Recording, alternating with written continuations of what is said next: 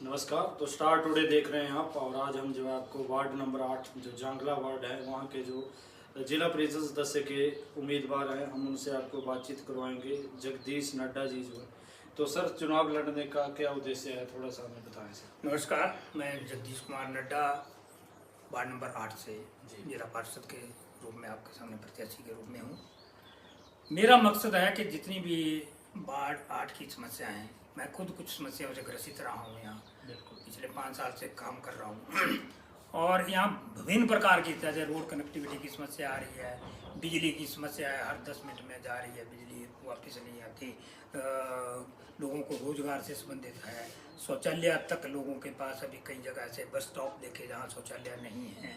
इन सब समस्याओं को लेकर, बिजली की समस्या है, वोल्टेज ही नहीं है, पंखा तक नहीं चल रहा है, ऐसी छोटी छोटी कई समस्याएं हैं। और बड़े लेवल पे तो बात अलग है, लेकिन अभी इन छोटी समस्याओं जब मैं देखता हूँ तो मैं सोचता हूँ कि चलो कुछ ना कुछ करना पड़ेगा, और करने के लिए मुझे कुछ ना कुछ बनना पड़ेगा। तो मैं इन सब समस्याओं को देख करके कोशिश की थी हमने हर लेवल पे इसको सुलझाने की, लेकिन इतना नहीं कर पाए जितना चाहिए था। इसलिए मैं समझता हूँ कि मेरे को चुनाव लड़ करके लोगों के सामने जाना चाहिए। तो जैसा सर हमने यहाँ के लोकल लोग हैं उनसे सुना कि आपने एक जन संवाद पत्र लेके जो आप लोगों के बीच में उतरे हैं, तो सर किस तरह से ये कार्य करता है, थोड़ा सा हमें भी जानकारी दें। जन संवाद पत्र जो है, ये जन संवाद पत्र है। जैसे इसमें हमने हर चीज आपको लिख करके दी है कि आपकी समस्या क्या है, छोटी है बड़ी है, किसी भी प्रकार की है, घर से संबंधित है, अपनी पर्सनल भी है, उसमें भी कोई फर्क नहीं पड़ता, आप लिखिए उसको। इसमें सड़क है, बिजली है, पानी है, स्वास्थ्य है, रोजगार है, महिला सुरक्षा है, शिक्षा है, कृषि से संबंधित है, जैसे पशुओं से संबंधित है, डॉक्टर की प्रॉब्लम है ना जी, पानी तो आम है कि नहीं आ पा रहा है, कहीं सड़क टूटी फूटी है नहीं, टूटी फूटी है, बिजली में वोल्टेज नहीं है, स्वास्थ्य है या हमारे जेडवी में डॉक्टर की कमी है, ESIC अभी तक यहाँ नहीं है, हमने कहा है कि प्रमोट करें इसको, लेकिन वो अभी हो नहीं पाया है। ऐसी स्वास्थ्य संबंधी समस्या है, और हमारे इस जन संवाद पत्र से हम इन सब समस्याओं को एक जगह रजिस्टर करने जा रहे हैं। इसका एक प्रॉपर दस्तावेज संख्या DOC नंबर लगा है, जो आप कभी भी इस नंबर को दे करके आप हमसे पूछ सकते हैं कि समस्या के बारे में क्या किया गया है। तो सर जैसा कि आपने बताया ये समस्या इस तरह से रहेगी, तो सर इसमें आप अब तक आपके पास कितने शिकायत पत्र जो हैं? कोई हमारे पास लगभग 1500 से करीब समस्या आ चुकी हैं, जो ज़्यादातर सड़क, बिजली और पानी से संबंधित है, रोजगार से संबंधित है। रोजगार के लिए मैं फिर आपको एक बार बताऊं कि मैंने जो अपना एक संस्थान खोल रखा है छोटा मोटा, उसमें लगभग 50 से 60 लोकल कर्मचारी रोजगार से हमने उनको दिया है। जिसकी जितनी कैपेबल, ड्राइवर है, अकाउंटेंट है, लेबर के उसमें है, और कोई लेडीज़ हैं, 40 से 50 लेडीज़ हैं। ये सब हमारे पास काम करने लोकल अपनी स्वेच्छा से आ रहे हैं, और उनको रोजगार युक्त करने का काम किया है। और आगे भी हमारी जैसे जैसे व्यवस्था बढ़ेगी, लगभग हमने जो लक्ष्य रखा है वो 1000 आदमी को रोजगार देने का रखा है। तो सर जैसा कि आपने बताया कि आप 1000 लोगों को जो है प्रत्यक्ष और अप्रत्यक्ष रूप में वर्तमान में जो है वह रोजगार दे रहे हैं, तो सर चुनाव लड़ने का जो है किस तरह से मन में आया, या कुछ ऐसी घटना हुई हो जिसने जो है चुनाव लड़ने की ओर आपको प्रेरित किया? जैसा कि मैंने बताया आपको, सबसे बड़ी सड़क की कनेक्टिविटी नहीं है, बार बार कहने के बाद भी सड़क नहीं हो पकी। कनेक्टिविटी, बस व्यवस्था नहीं है। मेरे कर्मचारी यहाँ से 5 बजे छुट्टी करने के बाद पैदल दौड़ते हैं, कोई बैना जट्टा से आ रहा है, कोई विजयपुर से आ रहा है, कोई वो टीरी गाँव, टीरी से लोग आ रहे हैं। और सबसे बड़ी एक ही समस्या है कि बस नहीं है, बस नहीं है। 5 बजे के बाद अंधेरा होता है, नहीं पहुंच पा रही लेडीज, माताएं बहनें नहीं पहुंच पा रही। उनके लिए कोशिश की है कि हम टैक्सियाँ लगा रहे हैं, पैसे खर्च करके टैक्सियाँ लगा रहे हैं। तो इन सब चीज़ों को देखकर हमने कोशिश की प्रशासन से इन सब चीज़ों को उठाने की, लेकिन हमारे को कोई माकूल जवाब नहीं मिला है। कोशिश की है, लेकिन अब हमने देखा है कि जब नहीं हो पा रहा है तो खुद हम चुनाव मैदान में उतरे हैं। तो सर अगर जनता आपको 5 वर्ष के लिए मौका देती है तो क्या क्या कार्य जो है प्राथमिकता के आधार पर यहाँ पे करेंगे सर जांगला वार्ड? मैं सबसे पहले तो मैंने अनुरोध किया है कि जो 5 साल का मानदेय होगा वो मैं नहीं लूँगा, उसको एकत्रित करके, यानी 5 साल बाद मिलने वाला जो मानदेय मैं पहले महीने ही इकट्ठा कर लूँगा अपनी जेब से, और उसको 14 पंचायतों में बांटकर छोटे कामों का निपटान करूँगा। इन्हीं समस्याओं से जो अपना संवाद पत्र है, इनमें जो छोटी छोटी समस्या है, किसी की बिजली की है, पोल की समस्या छोटा सा, या किसी की शौचालय की समस्या है, या किसी का कोई और पशु लेना है, किसी ने पैसा प्राप्त नहीं हो पा रहा है, हम कह रहे हैं कि पशु भी खरीदो, गाय खरीदो, पालो, हमारे को दूध दो, हम आपको पैसा दे, रोजगार युक्त करना है हमने अपने वार्ड नंबर 8 को कैसे भी हो।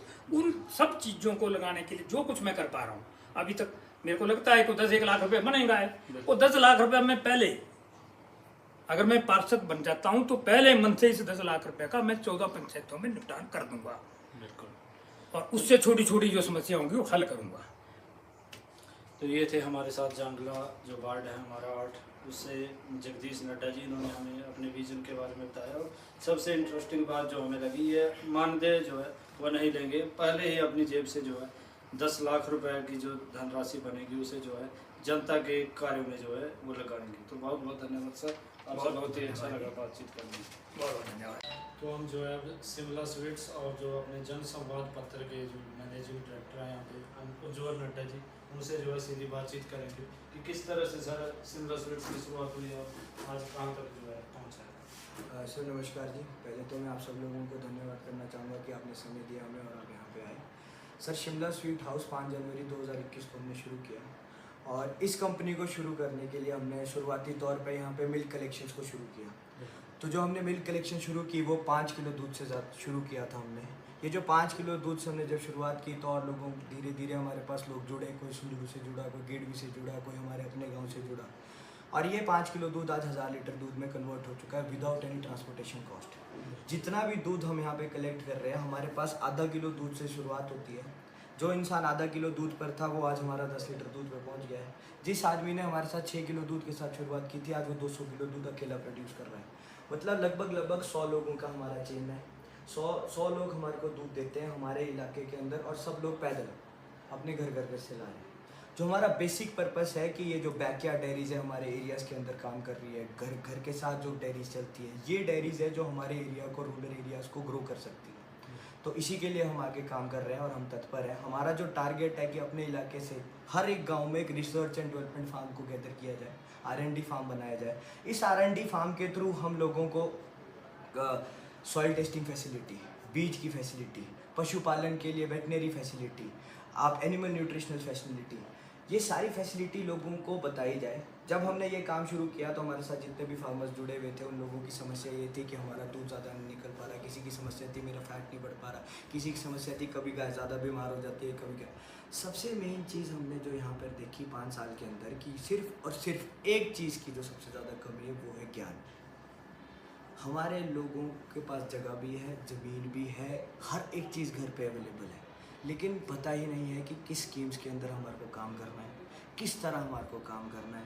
तो ये जो हमने जन संवाद पत्र करके एक हमने मूवमेंट चलाया है, जो मेरे पिताजी ने नेतृत्व किया है, इस जन संवाद पत्र के लिए हमारी टीम आगे आई, क्योंकि जो भी मेरी टीम है, जो भी लोग काम करें, ये सब लोग समस्याओं से ग्रस्त लोग हैं। हमारे पास लोग काम करने आते हैं, उनको बस की फैसिलिटीज़ नहीं प्रोवाइड हो पा रही थी। हमने बहुत रिक्वेस्ट की, HRTC डिपार्टमेंट्स को मेल किए, कोई आंसर नहीं आया हमारे पास। तो सर जन संवाद पत्र में अब तक आपके पास कितनी शिकायतें आ गई हैं और किस तरह से कार्य करता है, इसके बारे में हमें थोड़ा सा बताएं। देखिए, जन संवाद पत्र के लिए हमने पहले तो हर एक चौराहे के ऊपर एक बक्सा लगाया है। उस बक्से के अंदर हमने हर एक इंसान के घर तक, अपने जितनी भी मेरी टीम है शिमला स्वीट्स की, इन लोगों ने अपने गांव घर तक इस जन संवाद पत्र को फैलाने में मेरी मदद की है, और इन्होंने अपनी स्वेच्छा से अपनी मदद की है। इस जन संवाद पत्र में हमने एक डॉक्यूमेंट नंबर दिया है और एक हेल्पलाइन नंबर दिया है। ये हेल्पलाइन नंबर है 01978270001। इस हेल्पलाइन नंबर से हम लोगों को एंटरटेन कर रहे हैं और लोगों से उनकी समस्याओं को पूछ रहे हैं। कोई भी इंसान के तक अगर मेरा जन संवाद पत्र नहीं पहुंच पा रहा, हमारा जन संवाद पत्र नहीं पहुंच पा रहा, तो वो हमारे को डायरेक्टली हमारे हेल्पलाइन नंबर पर कॉल करके अपनी कंप्लेंट दे सकता है। जैसे ही ये सारी कंप्लेंट कलेक्ट हुई, हमने एक डाटा बनाया, इलेक्ट्रॉल डाटा मैं आपको दिखाना चाहूँगा। ये हमारा डाटा है, जिसमें हमने हर एक समस्या को कैटेगराइज कर दिया है, हर एक आदमी की समस्याओं को। ये इतने सारा डाटा है सर, आप पूछ रहे थे कितना डाटा, अगर मैं इसको ऊपर करने जाऊंगा तो लगभग 2 से 3-4 मिनट लग जाएंगे सारे डाटा को ओपन करने के लिए। और ये road, water, school, job, electricity, street lights, पशुपालन, वॉशरूम, हेल्थ, पुलिस स्टेशंस, ऐसी ऐसी समस्याएं जो उजागर हुई है। मेरा ये मानना है कि जो सबसे बड़ी समस्या इसमें आपको क्या उजागर होती है? सबसे बड़ी समस्या सर हमारे इलाके की है, वो है बस की सुविधा, रोड की सुविधा और वॉशरूम की सुविधा और चौराहे पे सड़क, छोटे छोटे जो गांव के रास्ते हैं उनकी छोटी सड़कों की सुविधा, स्ट्रीट लाइट्स की सुविधा, पुलिस स्टेशन की सुविधा, फायर एक्सटिंग्विशर्स की सुविधा, एक एम्बुलेंस की सुविधा, ये सारी एसेंशियल आइटम्स में आती है। हमारा जो विजन है, हम जो चाह रहे हैं, जो मेरे पिताजी से भी बात हुई होगी आपकी, अगर उन्हें बताया होगा, हम चाह रहे हैं हर एक पंचायत लेवल के अंदर अगर हम कोई रिसर्च एंड डेवलपमेंट फार्म खड़ा करते हैं तो उस रिसर्च एंड डेवलपमेंट फार्म का सिर्फ इतना काम नहीं होगा कि वो एक तो वो दूध कलेक्ट करेगा, पहली चीज़। दूसरा, वो लोगों को जितना भी चारा है उसके बारे में क्या जानकारी देगा, कौन सी खाद मिलनी चाहिए। हमारे यहाँ पे डेयरी सेक्टर अगर लैक करता है वो सीमेंट्स की वजह से करता है कि लोगों को सेक्स सीमेंट्स नहीं मिल पाते हैं, वो सेक्स सीमेंट्स प्रोवाइड करेगा। हमारे यहाँ पे डेयरी सेक्टर अगर ख़त्म होता है तो वो वेटनरी सपोर्ट की एक डॉक्टर इतनी बड़ी एरिया को नहीं कवर कर सकता सर। लोग पैसे खर्चने से पीछे नहीं है, लोग पैसे देकर भी सुविधा नहीं पा पा रहे। तो अगर हम एक ऐसा रिसर्च एंड डेवलपमेंट फार्म बनाया जाए जहाँ पे हम डिस्पेंसरी की सर्विस, मतलब मेडिकल सर्विसेज प्रोवाइड, पशु के लिए तो करे ही करे, लेकिन इंसानों के लिए भी हम वहाँ पे मेडिकल सर्विस प्रोवाइड कर सके।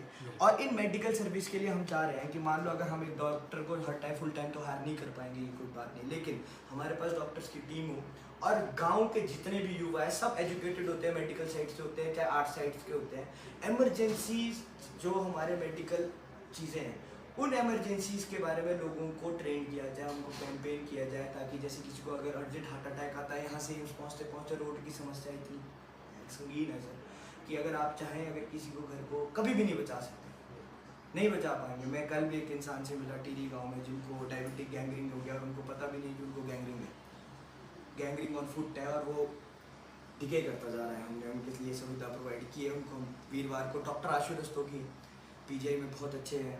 मेरे खुद के मामू की डेथ डायबिटिक गैंग्रीन से हुई है और मेरे जो मामू की डेथ हुई अभी 15 दिन पहले हुई है और मैं पीजीआई गया हूँ, मैंने पीजीआई की हालत देखी है सर, वहाँ पे क्या हालत है, कोई व्यवस्था नहीं है, कोई काम की व्यवस्था नहीं है। आप समझे कि एक ऑपरेशन थिएटर के ऊपर 100 लोग हैं, कैसे काम होगा? एक ऑपरेशन थिएटर के ऊपर 100 लोग होंगे, एक डॉक्टर 40 घंटे ड्यूटी कर रहा है, एक डॉक्टर कैसे काम करेगा? 40 घंटे में तो आदमी का अपना दिमाग खराब। हम खुद काम करते हैं सर, हम 23 घंटे काम कर रहे हैं यहाँ पे, तब इस कंपनी को रन कर रहे हैं। एक छोटे से 2 कमरे से हमने काम शुरू किया था, लेकिन आप सोचो एक डॉक्टर बेचारा क्या कर लेगा अकेला? एक इतना बड़ा सिस्टम है हमारे पास, इतना इंफ्रास्ट्रक्चर है सर। हमारे देश में किसी चीज़ की कमी नहीं है, सिर्फ और सिर्फ मिसमैनेजमेंट्स की कमी है और सोर्स और इलेक्टिव मेंबर्स की कमी है। जो लोग काम कर रहे हैं वो काम की अकाउंटेबिलिटी नहीं देख कर रहे हैं। आप मेरे यहाँ पे आए होंगे, हमने इस फैक्ट्री को ग्रो करने के लिए, आज हो सकता था कि मैं यहाँ से 2000 लोगों को रोज़गार दे पाता, मैंने थर्ड पार्टी मैन्युफैक्चरिंग की कोशिश की। हमारे यहाँ की रूट की फैसिलिटी के लिए जितनी भी कंपनी से मैंने बात की थर्ड पार्टी मैन्युफैक्चरिंग करने के लिए, उन सारी कंपनीज ने हमारे को डिनाई कर दिया कि आपके रोड की फैसिलिटी नहीं है। सर रोज़गार के लिए हम इतना सब कुछ इंफ्रास्ट्रक्चर क्रिएट कर रहे हैं, रोड फैसिलिटी की प्रॉब्लम है, ड्रेनेज की प्रॉब्लम है sir, dairy waste water treatment, ये सबसे बेसिक प्रॉब्लम है इस इंडस्ट्री की। पूरे वर्ल्ड में अगर आप कहीं भी पता करेंगे तो वेस्ट वाटर ट्रीटमेंट फैसिलिटीज़ कहीं भी वर्क नहीं कर रही है, सारा एरिया यहाँ पे दिक्कत में। यहाँ पे एक छोटा गांव है, बैरीदरोला करके गांव है, हमारे गेड़वी के अंदर गांव है, जो बिलासपुर का हमारा इलाका है, ये रॉकी स्ट्रेटा है सर। यहाँ की वाटर ऑब्जॉर्प्शन कैपेसिटी 0 है, यहाँ पे पानी नहीं पिया जा सकता। हमारे गांव में हम देख रहे हैं कि पशु सड़कों पे रुल रहे हैं, सारे पशुओं की हालत ख़राब है। एक बायोगैस जनरेशन यूनिट के ऊपर हम काम कर रहे हैं। मैं लगभग कोशिश कर रहा हूँ कि हम हमारे को अगर सरकार हेल्प करती है, पापा जिला परिषद बनते हैं, तो गांव में इतना इलाका है, बिलासपुर की स्ट्रेंथ उसकी ज़मीन है, हर आदमी के पास ज़मीन है। तो हम एक बायोगैस जनरेशन यूनिट लगाना चाह रहे हैं जहाँ पे हम सारे एरियाज़ की, छोटे छोटे गाँव के जितना भी पानी है, गंदा पानी, इस सारे गंदे पानी को इकट्ठित करके और जितने भी बैल है उनको वहाँ पे व्यवस्थित करके उनका खाने का जो भी उनसे गोबर पैदा करेगा। क्योंकि जो बायोगैस के यूनिट है, आज तक आपने देखा होगा कि सरकार ने एक स्कीम चलाई थी बायोगैस की, जो ख़त्म होगी, जो नहीं चल पाई। उसका बेसिक रीज़न मैं बताता हूँ कि जो बायोगैस बनती है, अगर आप उसमें वेस्ट मटीरियल को ऐड कर देते हैं तो जो मान लो जिस चीज़ को इंक्रीज़ करने के लिए 25 टन गोबर की ज़रूरत होती है, उसको 15 टन के आसपास की ज़रूरत होती है, मतलब कि वो गोबर कम लगेगा। सबसे पहले तो जो हमारे पशु है जो सड़कों पे है वो इंडिपेंडेंट हो जाएंगे। मैं बचपन से गाय हमने बचपन में भी पाली है और मैं बचपन से इतना दुखी था कि ये सड़कों पे क्यों है। दूसरा कि इन्हीं बैलों को यूज़ करके हम एक सीमेंस को भी करें, मतलब एक सीमेंट सेंटर भी क्रिएट कर सकते हैं और ये गोबर को यूज़ कर सकते हैं, इनके शौच को यूज़ कर सकते हैं, हम गाय को वहाँ पे पालन कर सकते हैं। लगभग हमारे इलाके के, मैं बताऊँ आपको, नखलेड़ा, टीरी, रछेड़ा, ये पीछे को ख़त्म हो गया सर इलाका। बैना जट्टा गया, बैना जट्टा में लोगों को बहुत दिक्कतें हैं, पानी की ड्रेनेज की दिक्कत है, कईयों के घर मैं खुद देख के आया, मैं आपको शेयर करूंगा टाटा की घर खतरे में है, उनका घर के बारे में कोई सुनवाई नहीं हो रही। किसी ने बोल दिया कि ठीक है पंचायत आपको पैसा दे देगी, आप दंगा लगा दो, उन्होंने कर्जा लेके दंगा लगा दिया, अब उनको पैसे नहीं मिल रहे हैं।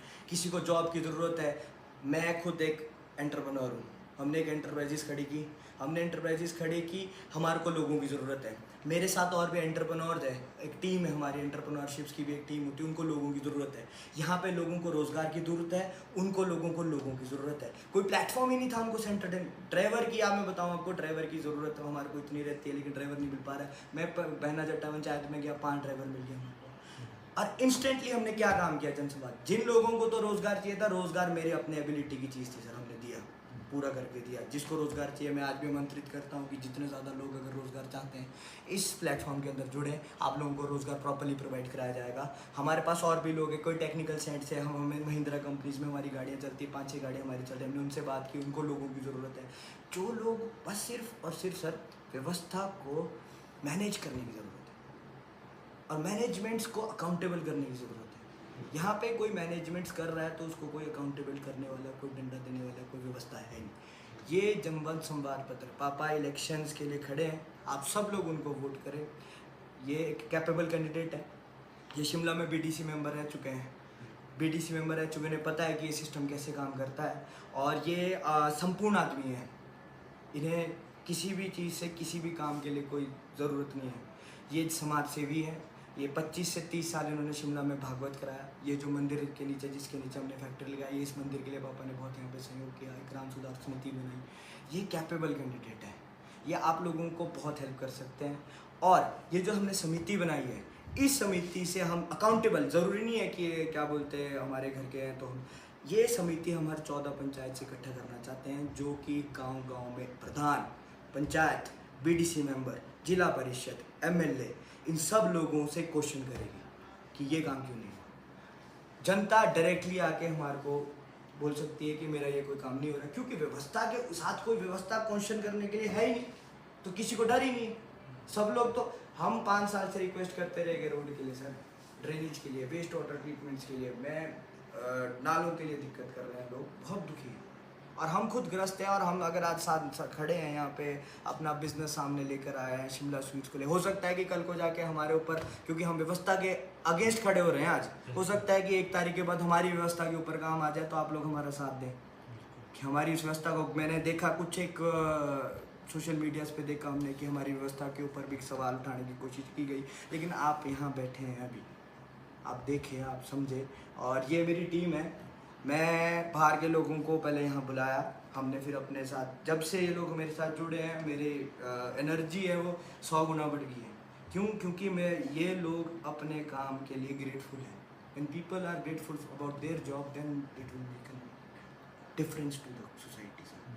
And मैं एक ही अपील करूँगा सर कि इलेक्शन लड़ना हमारा मुद्दा नहीं था, हमारा मुद्दा था जागरूकता पहुँचाने के लिए हमने अपनी पूरी कोशिश कर ली है, मेरी टीम ने पूरी कोशिश कर ली है। और मैं शुक्रगुजार हूँ कि ये घर, मेरे भी मम्मा है, मेरी भी सिस्टर है, एक लेडी के लिए अपने घर से 8 बजे तक घर से बाहर रहना और फिर खाना भी बनाना, सुबह यहाँ 9 बजे फिर ड्यूटी देना, ये बहुत डिफ़िकल्ट पार्ट है। और उसमें भी अगर इनको बस की फैसिलिटी नहीं मिल पा रही है तो फिर कैसे जॉब कंटिन्यू करेंगे सर। हम घर आप जाएंगे, मैंने बैना जट्टा बात की, कई लोगों से बात की, लेकिन कोई बस की फैसिलिटी नहीं है, इस वजह से लोग यहाँ नहीं पहुँच पा रहे। तो सबसे पहली प्राथमिकता है बस की फैसिलिटी, दूसरी प्राथमिकता है सड़क, बस चाहिए तो सड़क चाहिए।